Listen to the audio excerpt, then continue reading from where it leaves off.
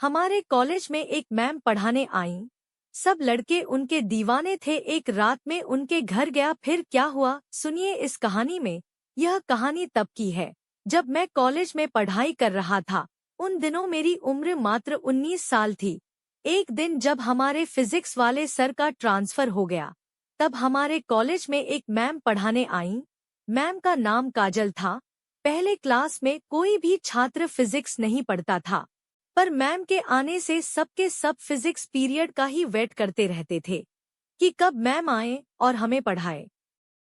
Class में जब भी मैम आती और वो ब्लैक बोर्ड में लिखती थी, यह देखने के बाद सब के सब उतावले हो जाते थे। मैं भी उनकी क्लास में सबसे आगे की बेंच पर बैठता था। जब मैम लिखने के लिए घूमती थी तो मैं उन्हें पीछे से देखता था। एक दिन कॉलेज में फेस्टिवल था और सब सज-धज के आए थे।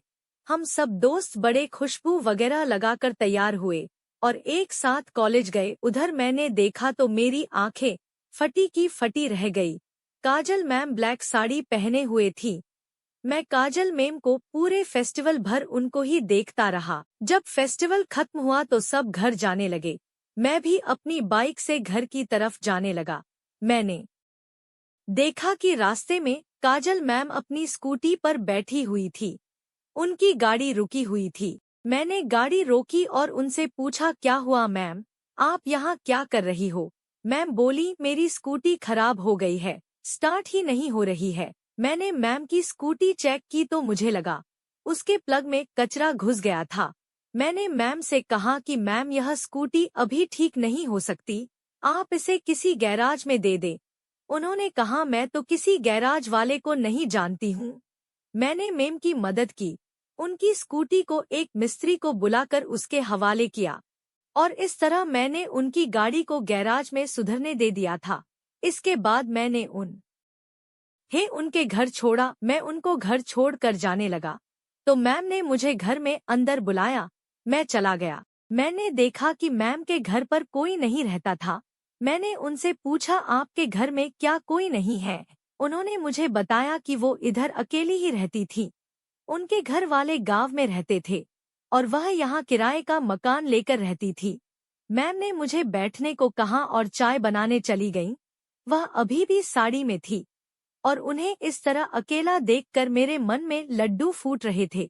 जल्दी ही मैम चाय बनाकर लेकर आईं और हम दोनों बातें करने लगे। मैं उनको देख रहा था। उन्होंने यह बात देख ली और स्माइल करने लगी। मैं भी मुस्कुरा दिया। मुझे लगा कि कुछ पल रुककर समझ लूं कि बात किधर तक जा सकती है। कहीं ऐसा न हो कि जूतियां नसीब में लिखी हों।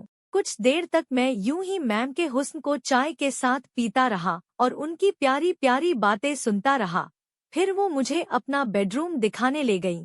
उन्होंने कहा, मैं ज्यादातर पढ़ाई ही करती रहती हूँ।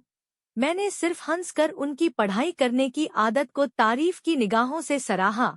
फिर मैम मुझसे मेरे बारे में पूछने लगी, तुम्हारी कोई गर्लफ्रेंड है? मैंने कहा, नहीं। उन्होंने कहा, तो फिर फिजिक्स में तुम्हारे नंबर क्यों कम आते हैं? मैंने कहा, मैम मेरा मन भटकता रहता है। उन्होंने पूछा कि तुम्हारा मन कहाँ भटकता रहता है? मैंने कहा, फोन में। उन्होंने पूछा, तुम फोन में ऐसा क्या देखते रहते हो? मैंने कहा, मैम आपको तो मालूम ही है कि आजकल हर चीज फोन में ही उपलब्ध है, तो बस मैं इसी वजह से अपना ध्यान खो देता हूँ। मैम ने मुझसे मेरा मोबाइल मांगा और मैंने अपना मोबाइल से दे दिया। मेरे मोबाइल में वो कुछ देखने लगी थी। मैंने ध्यान दिया कि वो मेरे कुछ फोटोज देख रही थी।